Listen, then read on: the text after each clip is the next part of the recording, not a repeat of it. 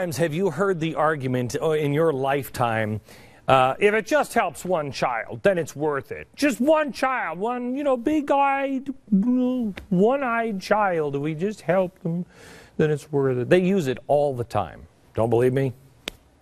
If even one child's life can be saved by the actions we take here in Washington, we must take those actions. Just one. This act is about doing what's right for our children. There is nothing Democratic or Republican, liberal or conservative about doing what's best for our kids. Most importantly, for our children. This is our first task, caring for our children. In the end, nothing is more important than the health and well-being of our children. Nothing.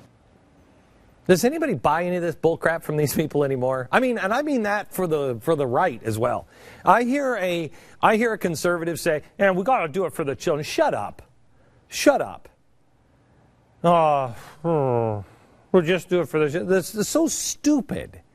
Even if it just saves one child, let's save the stupidity of that argument for a minute, and let's focus just on the reality, because it isn't about the children.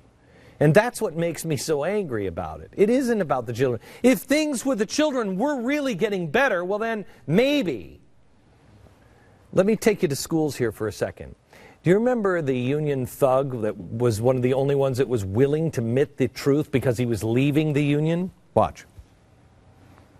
Which is why, at least in my opinion, NEA and its affiliates are such effective advocates. Despite what some among us would like to believe, it is not because of our creative ideas. It is not because of the merit of our positions. It is not because we care about children, and it is not because we have a vision of a great public school for every child. NEA and its affiliates are effective advocates because we have power. Wow!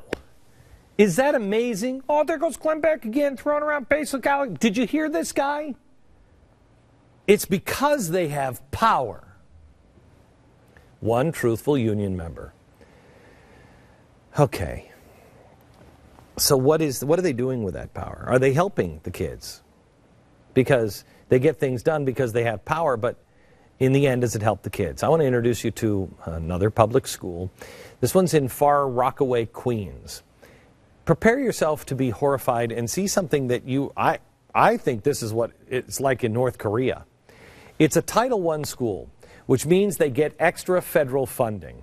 But nobody seems to know where it's going. And they're wondering because it certainly is not going to the school.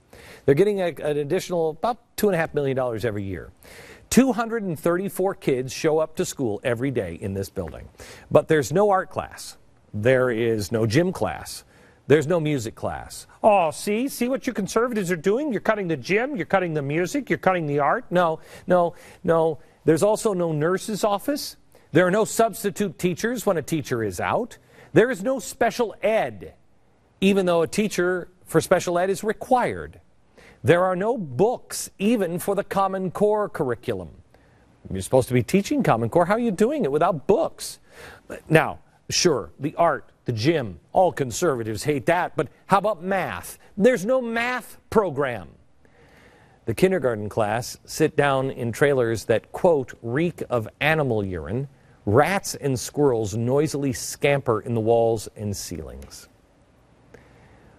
Well, what is it the kids are doing all day? Because they're not, what are they doing? They don't have math, they don't have gym, they don't have art, they don't have reading, they don't have books. What are they doing? You ready? They're watching movies all day. Lots and lots of movies. Not educational films. Monsters, Inc. was one film that they aired last week for the whole school. You'd ask yourself, who is in charge of this childhood hell? Well, the principal's name is Marcella Sills. She's been the principal there for almost a decade. Predictably, she is rarely showing up for work, and when she does, it's usually after 11 a.m. Oh boy. Are you judging her because she's black? According to the New York Post last week, Sills missed every day except one. And the day she showed up, It wasn't until the kids had already been dismissed for the day. Okay, all right, let's cut her some slack. She was probably sick. No, not really. She didn't appear that way. Here she is spotted driving around in her BMW all around town when she wasn't at school. Boy, she looks really nice. I mean, she's all dressed up. She's got the glamour lipstick on. She's got that nice fur coat and hat, huh? Now, she's a struggling educator. For her efforts, when she shows up, she is paid $128,207 a year. But that's not all. She also gets bonuses on top of that because of all of the overtime that she works.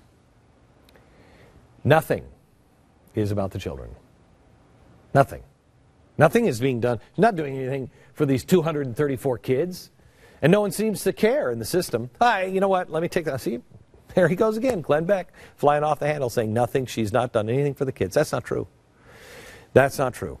Every year, she does make the parents pay $200 each so their kids can attend some sort of strange annual prom-like wedding event.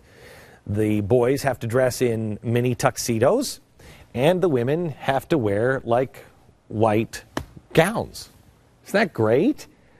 And then Queen Sills, the principal, enters.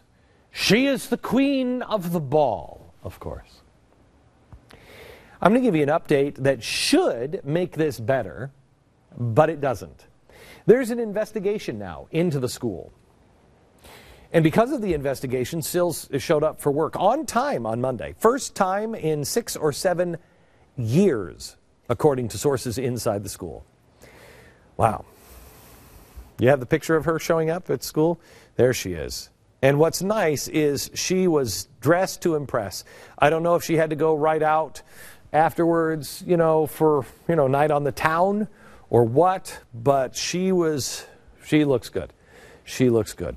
Also, the Department of Education investigator, I'm not really troubled by anything that they saw there. In fact, I'll let them explain. I don't know if I'll be recommending further investigation, but we'll be making some recommendations because, as you know, this is Far Rockaway, and this school was part of the tragedy of Sandy. Oh, my God. Tiffany? Yes? Why didn't you tell me that this school was hit by Hurricane Sandy? I know, it totally changes the story. It totally changes the story. I didn't know that. Sandy just happened how long ago? Just like not very long ago, okay? Nothing to see here. I apologize. There was a storm, which obviously means kids can watch movies all day for the next year and a half, while Principal Bunnyfur takes a spin in her BMW. It's great. Now, it has taken just a few reports by the New York Post for someone to actually check into things, but you saw what they're going to do.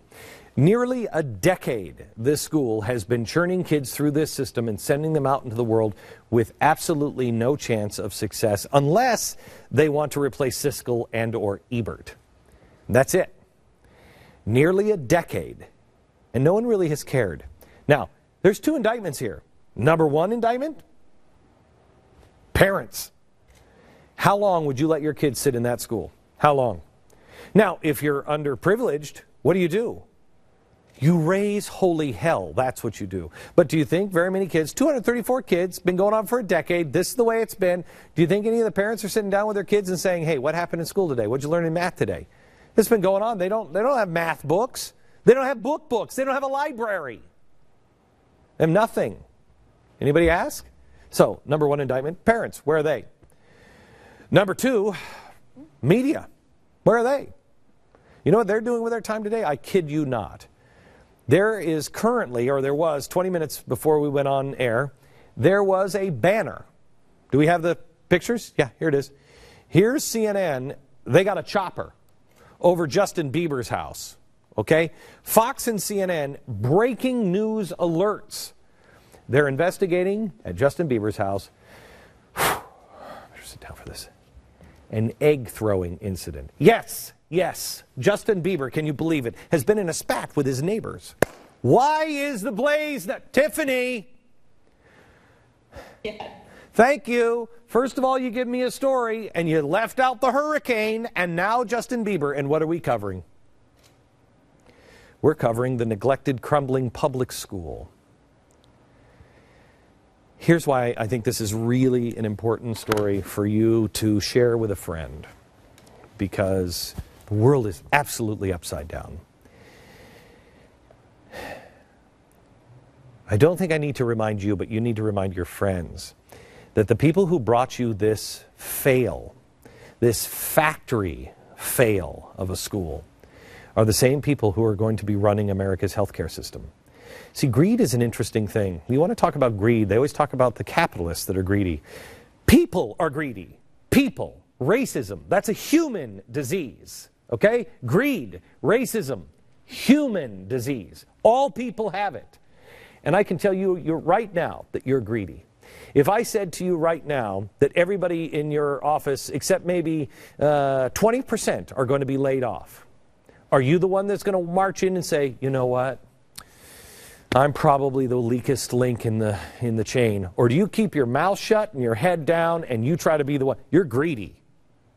Or are you a survivalist? You see, greed comes in many forms. Hey, how come people in Poland and all across Europe didn't raise their hand and say, hey, maybe we should stop putting Jews into the ovens? You know why? Greed. What are you talking about? Well, some people got rich running that system. Do you know that there is a trademark on the door of the crematorium? A trademark. Because that company thought they were going to, this is true, they thought they were going to get rich making the crematoriums, because once Nazism hits the whole world, we're going to be burning people in ovens all over the world. Greed. But how about the people who didn't raise their hand and say, hey, what happened to my neighbor? That was greed too. You were greedy for your children, your time, your life. See, greed is human. And greed happens. And it happens with socialism and progressivism like nobody's business. And it hits the poor the hardest. Because they're the ones whose kids are forced first into the rat-infested schools. They are the ones who are forced into an awful health care system. You go there as well. Everybody goes there unless you're willing to compromise and play ball with the people at the top. And their friends, the greediest of them all, they get in. It seems no amount of failure ever stops socialism or progressivism from marching on. And we are watching the progressive mecca that is Detroit crumble right in front of us. And yet we're saying, hey, let's do that again around the whole country. Let's do that everywhere. There's an amazing YouTube video out right now with 14 million views. It's called Income Inequality in America. And it makes a really good case if you don't know what the hell you're talking about. We have to put together a response to this. 14 million views. Socialism fails every time. They don't explain this. Because there's always somebody that wants to get wealthy. And how do you get wealthy in a socialist system? You're the one that says, no, no, no, no, no. I'm going to make sure everything is equal. That way you get kickbacks. Never, ever, ever in all of human history has big government, progressivism, communism, or Marxism ever, ever, ever worked. Never. However, where there is capitalism, yes, there is greed and there is inequality. However, because of the free market, people live. Because of the free market, people change stations. People who are poor. I was flat broke in 1999. Flat broke. I couldn't afford my apartment. It was like $700 a month. I couldn't afford it. Now look at me. What happened? I can lift myself out of poverty. I can change my station in life. Now